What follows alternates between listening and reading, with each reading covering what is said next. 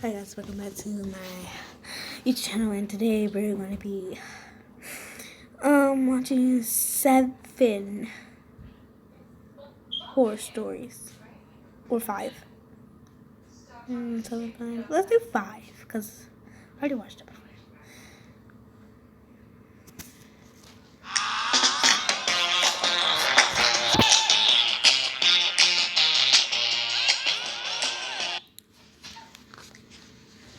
I was around 10 years old when this happened. Me and my 2 best friends and our parents were on a long vacation in Turkey in a very good and safe hotel. One night, me and my 2 best friends, who I'll call Tim and Phil for this video, were staying at Tim's room in the hotel while our parents were in the hotel restaurant. The room wasn't bad. Actually, all of our rooms seemed safe. At least we thought it was. We were having a lot of fun watching Simpsons and playing Monopoly, but what happened that night still makes me have chills. So it was around 1 a.m. and our parents were late. Phil looked at them through the window and said, "They're still in that stupid restaurant." "Yeah, they told us they'll come back until 11 p.m. I answered. Why this girl got a boy voice? Guys? Someone is knocking on the door. Don't open it. Tim said. "It's Don't probably do it. just room service," Phil said. Can we not open the door?" Yeah. I said. I was pretty scared in that situation. I was only 10, and my friends were only 2 and 3 years older than me. So we were all pretty much defenseless children in the room. Tim, who was the oldest, answered, "Oh, come on, it's just room service." No. The guy on the other side of the door said, "Hello. Can you please open the door?" No, we ain't finna open He our said door for that you. we were all scared. In a couple of minutes of silence, he said in a louder voice, "Open the goddamn door!" Oh! I started not crying knock because I knew he was in room service, because if he was, he would have talked in Turkish. I was in shock as in that moment I realized that this strange guy is using a fake ID card to open the door. Tim grabbed both of us and we ran to the bathroom and locked the door. Luckily, the guy wasn't fast to get us. He was screaming to open the door. I said, "Look, a phone." Luckily, Can you Tim's hurry mom up, 'cause left I had her to phone pee? so we could call her if we needed anything. So Phil grabbed the phone and called his dad and told him the situation. And they came up to find the guy nowhere. They thought Get off we the were lying to monkey. them until the hotel manager showed them the footage.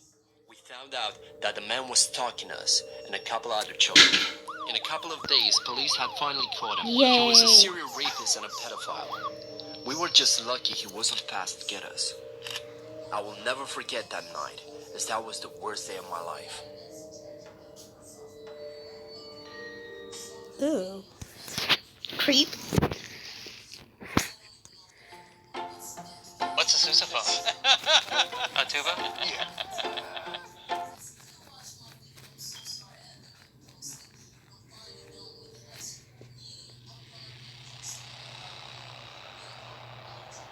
True missing brother. When I was 15, my mother went out shopping and left me in charge of the house. It was starting to get dark and I realized my little brother was nowhere to be found. I asked my sister if she knew where he was and she said he had gone to the park around the corner to kick his soccer ball around. Oh no. I told her to watch the house while I was gone and ran off to the direction of the park. When I got there, I was surprised to find the park completely empty. I called out my brother's name, but there was no answer. I started to get worried, and all of a sudden I heard a faint muffled noise coming from my left. I turned just in time to see a tall figure disappearing behind a large fence.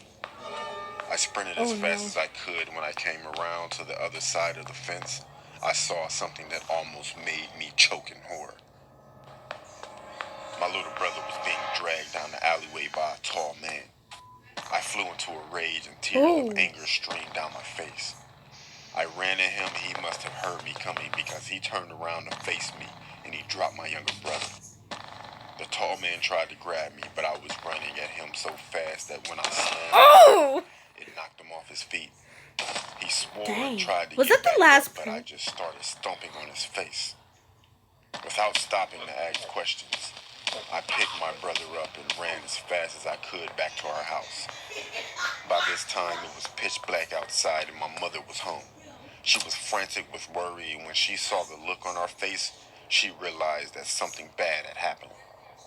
As I explained, my brother and I started crying, and my mom gave us both the biggest hug ever, and she cried with us. Eventually, the police were called, but this guy was never found.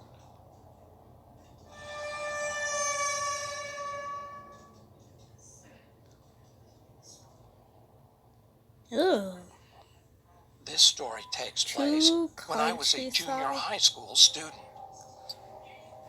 One morning during summer vacation, after my father went Was to he work, in the last my story mother too? and I decided to visit And my what she maternal is, too? grandmother, who lived in a rural area.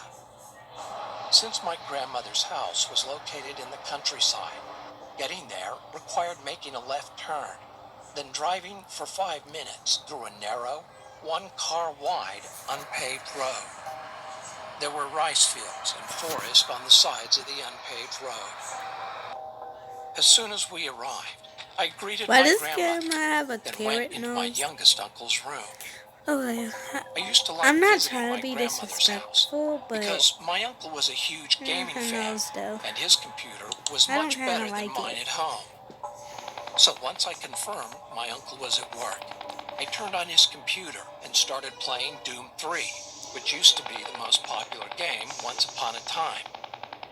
After playing the game for about an hour or two, my uncle returned from work.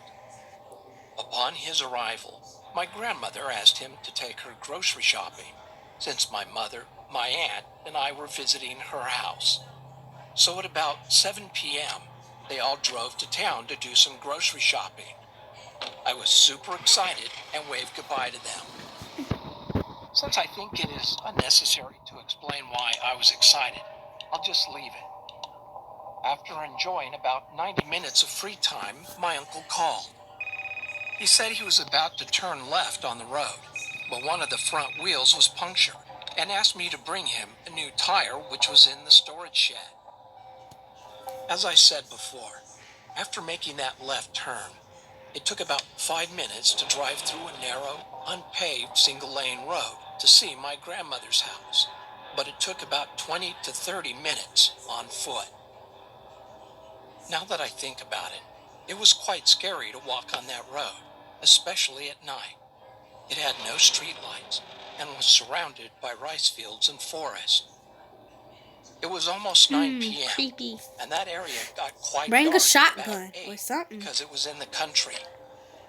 So to be honest, I was really scared, but not wanting anyone to know I was a coward, I decided to go.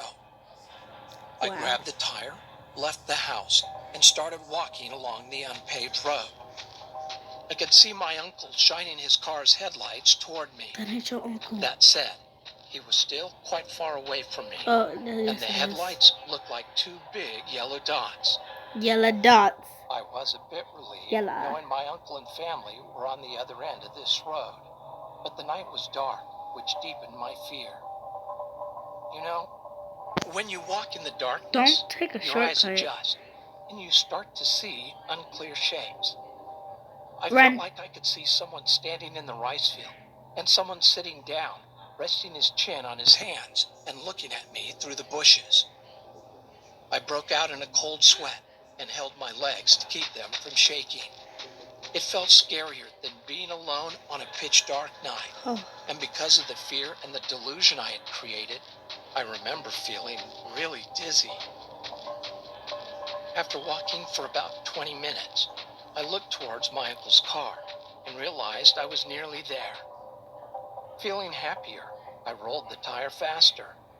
I rushed to hand over the tire to him as soon as possible, but saw something in front of me. I wasn't sure what it was, Oh, gosh. because it was still a bit away from me, but it was something dark.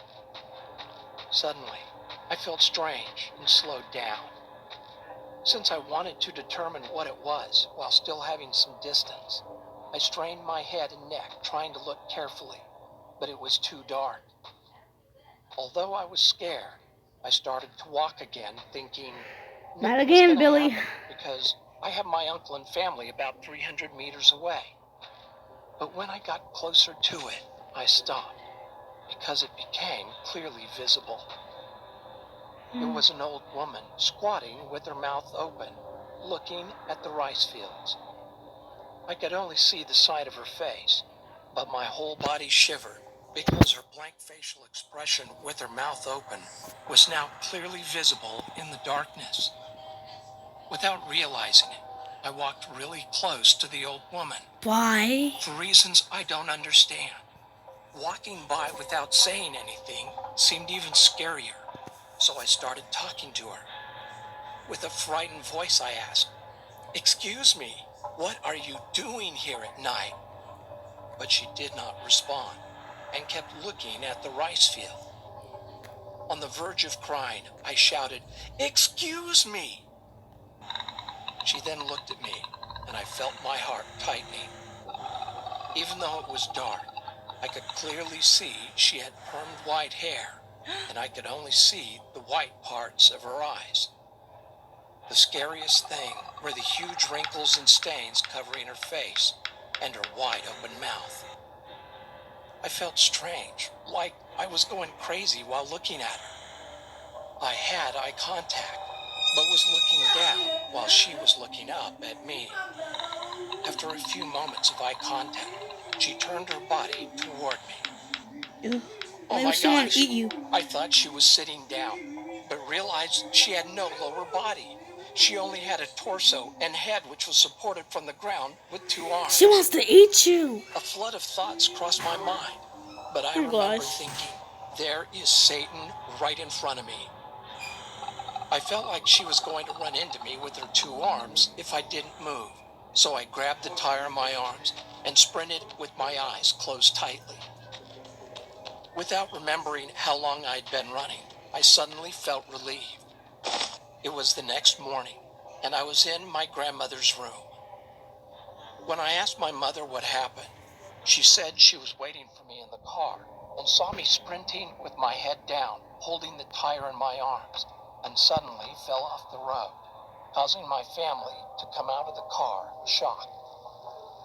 After listening to my mother, I told her and my other family members what I went through. Thinking I had suffered a heat stroke, that evening my grandmother made me chicken soup. My uncle told me to stop playing horror games and wouldn't let me play Doom 3 anymore. From then on, I could only play the Star Wars racing game while staying at my grandmother's house. I still believe it was not a ghost that I saw that day. It was just an illusion caused by my mental weakness.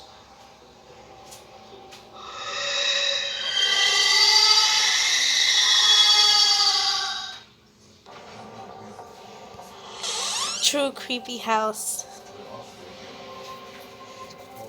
About 10 years ago, my 3-year-old son and I moved to a house from our apartment.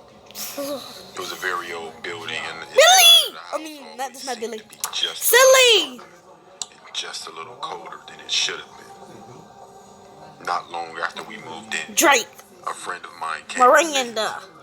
The whole time we were sitting and talking, she seemed very uncomfortable. When I looked at her face, I noticed that something in the other room had caught her attention. Her eyes grew wide, and she said, "I have to go."